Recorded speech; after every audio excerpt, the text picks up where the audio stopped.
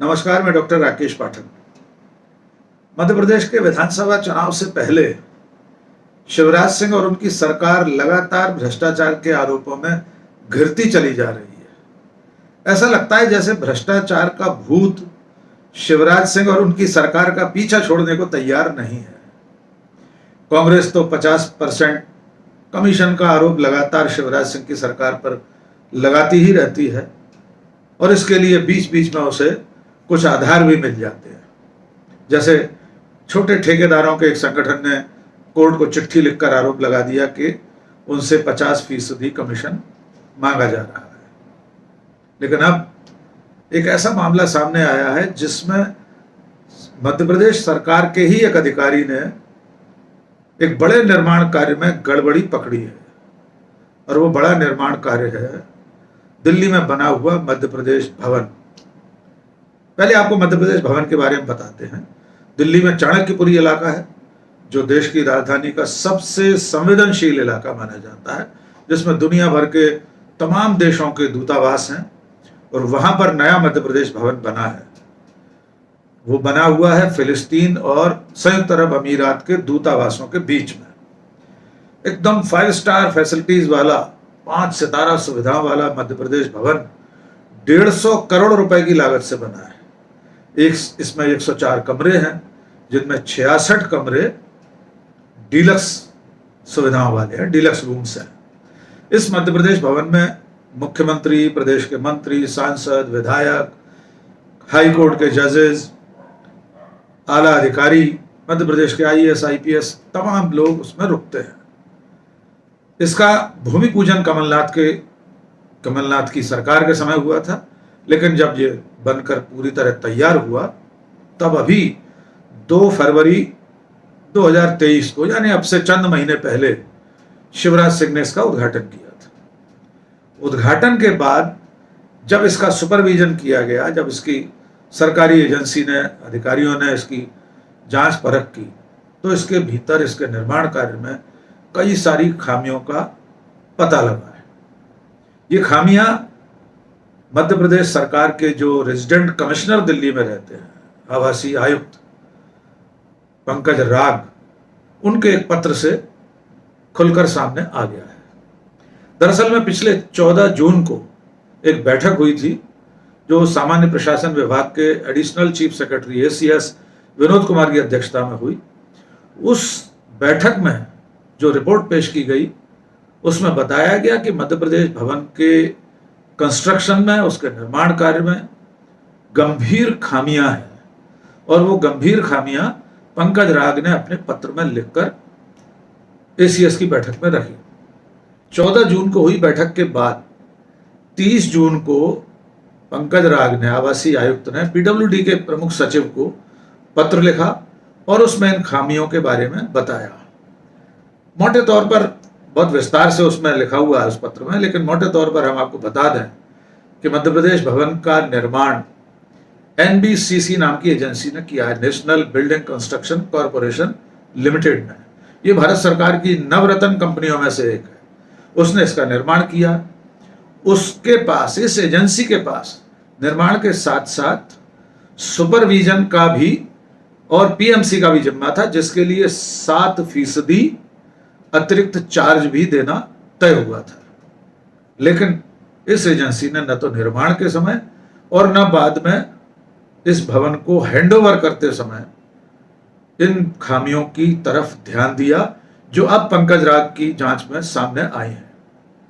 इस जांच में यह सामने आया कि मध्य प्रदेश भवन में जो बड़ी खामियां हैं वो इस तरह हैं। जैसे पानी के पाइपलाइन जो डाले गए, जो स्पेसिफिक लोहे के डलने थे, ये सारे स्पेसिफिकेशन जब इसकी निविदा जारी की गई होगी, जब इसका टेंडर निकला होगा, तो इस निर्माण कार्य के सारे स्पेसिफिकेशन उसमें खोले गए थे। लेकिन एजेंसी ने, बनाने वाली एजेंसी ने एक भी स्पेसिफिकेशन को पूरा नहीं किया। यानी गुणवत्ता बनाए रखने के लिए जो विशेषताएं, जो निर्माण कार्य में जरूरी चीजें थी, उनका पालन नहीं किया गया। जैसा कि मैं बता रहा था कि जो पाइपलाइन लगानी थी, डालनी थी, तो उसमें कई जगह लोहे की पाइप लाइन के बीच में पीवीसी और प्लास्टिक की के पाइप डाल दिए गए। ये इस रपट में, इस पत्र में लिखा हुआ है। इसके अलावा जो एसी के डक्ट होते हैं उनमें बहुत खामियां हैं, और कमरों के अंदर जो सुविधाएं दी जानी है और उसके लिए जो लाइन, जो फीड देने होते हैं, जैसे इंटरकॉम के लिए, टेलीफोन लाइनों के लिए, फायर फाइटिंग के लिए, सीसीटीवी के लिए, वो सारे फीड वहां पर प्रोवाइड नहीं किए गए हैं। पूरे मध्य प्रदेश भवन में जो बिजली की फिटिंग है वो भी गुणवत्ता के अनुकूल नहीं है, वो भी स्पेसिफिकेशन के हिसाब से अप टू द मार्क नहीं है। इस पत्र में ये लिखा गया है कि ये ऐसी खामियां हैं जिन्हें मध्य प्रदेश भवन के गैर तकनीकी अधिकारी और कर्मचारी तक जान और समझ सके थे। इन खामियों पर उनकी नजर चली गई थी, लेकिन जो तकनीकी रूप से विशेषज्ञों की एजेंसी है एनबीसीसी, उसकी नजर क्यों नहीं पड़ी इन खामियों पर, इन कमियों पर। पत्र में कहा गया है कि ये जो खामियां दिखाई दे रही हैं ये गंभीर लापरवाही का नतीजा है या जानबूझकर इन्हें छुपाया गया है। पंकज राग के इस पत्र के बाद 14 जून को जो बैठक हुई एसीएस जीएडी विनोद कुमार की अध्यक्षता में, उसके बाद 30 जून को पत्र लिखा गया पीडब्ल्यूडी के सेक्रेटरी को, प्रमुख सचिव को। उसके बाद 30 जून से लेकर 1 अगस्त तक 2 महीने तक ये पत्र ठंडे बस्ते में पड़ा रहा, कोई कार्रवाई नहीं हुई।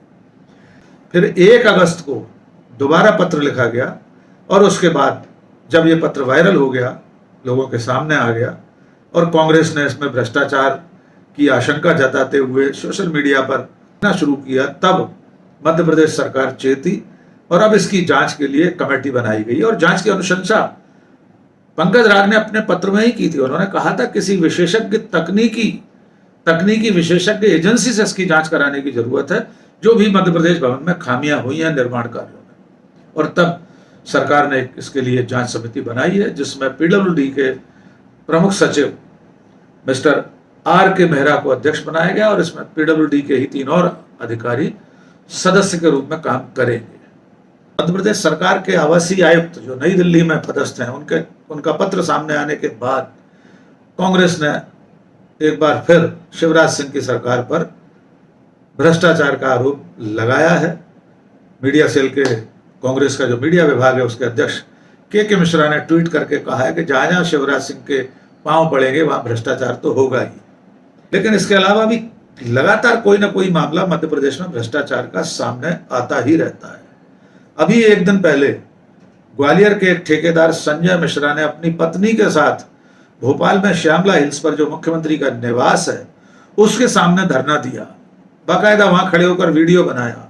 उनका कहना यह है कि उन्होंने जो काम किया उसका भुगतान नहीं किया जा रहा है।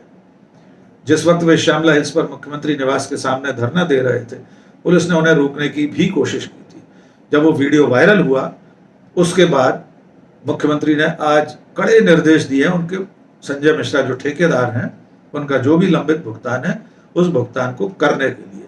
लेकिन आइए आप ये वीडियो देख लीजिए जो मुख्यमंत्री निवास के सामने ये ठेकेदार अपनी पत्नी के साथ बीच सड़क पर बैठकर धरना दे रहे हैं और अपनी आवाज उठा रहे हैं।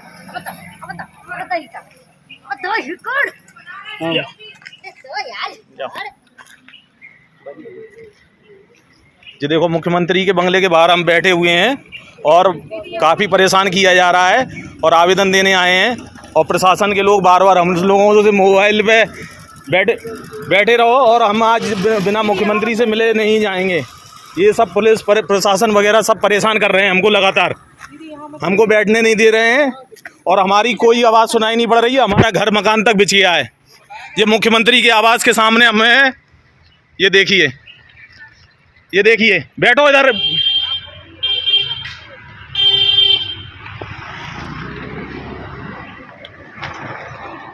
बैठो, और बिन फालतू में परेशान किया जा रहा है। मैं और मेरी दोनों पत्नी हमारे घर मकान तक बिछ गए, प्रशासन को कोई सुध नहीं है। हम दोनों लोग बैठे हुए हैं मुख्यमंत्री के घर के बाहर, ये मुख्यमंत्री जी के घर के बाहर, और लाइव रिकॉर्डिंग हो रही है। ये पूरा प्रशासन किसी भी प्रकार से कोई मदद नहीं हो रही और कोई सुनवाई नहीं हो रही, और कह रहे हैं थाने की गाड़ी बुलवाइए और उठवा दीजिए। ये है लाडली बहना योजना, ये मुख्यमंत्री त्योहार वाले दिन ये देखिए कह रहे हैं उठवा दो इनको। हाँ, ये देखो ये मेरी पत्नी बैठी हुई है और कह रहे हैं कि उठवा दीजिए इनको, थाने पहुंचवा दीजिए, मुकदमा कायम करवा दीजिए। बताइए, आज हमने काम किया गुना संभाग के अंदर और उसके बाद नीमच संभाग के अंदर टेंडर डाले गए। आपको याद होगा कि मध्य प्रदेश में ठेकेदारों के एक संगठन ने, जिन्हें पेटी कॉन्ट्रैक्टर कहते हैं, जो बड़े ठेकेदारों से काम लेते हैं, उन लोगों के एक संगठन ने पत्र लिखा था जिसके बारे में अखबार में खबर छपी और उस पत्र में आरोप यह लगाया गया था कि मध्य प्रदेश की सरकार में बैठे अफसर 50% कमीशन मांगते हैं। उस पत्र को लगाकर कांग्रेस की नेता प्रियंका गांधी ने ट्वीट कर दिया था। प्रियंका गांधी के ट्वीट पर मध्य प्रदेश में 41 जिलों में उनके खिलाफ मध्य प्रदेश की बीजेपी सरकार ने FIR दर्ज कर दी थी। तब से लगातार शिवराज सिंह की सरकार भ्रष्टाचार के आरोपों से घिरी हुई है और खास तौर से जैसे कर्नाटक में नारा लगा था कांग्रेस ने 40% पे CM, कुछ उसी रास्ते पर चलते हुए कांग्रेस शिवराज सिंह की सरकार को 50% पे CM के यानी 50% कमीशन के आरोपों में घेरने के लिए लगातार कोशिश करती रहती है। देखना होगा मध्य प्रदेश भवन के भ्रष्टाचार के इस मामले में जो भी निर्माण कार्य में कोताही हुई है, लापरवाही हुई है, या जैसा कि स्वयं सरकार के अधिकारी की चिट्ठी से ध्वनित हो रहा है कि उसे जानबूझकर उन खामियों को छुपाने की कोशिश की गई है, इसकी असलियत कब कैसे सामने आएगी? अब जो सरकार ने जांच कमेटी बनाई है वो जांच कब तक पूरी करेगी, कब उसकी रिपोर्ट सामने आएगी, इसका इंतजार करना होगा। आज बस इतना ही। बहुत बहुत शुक्रिया। जय हिंद।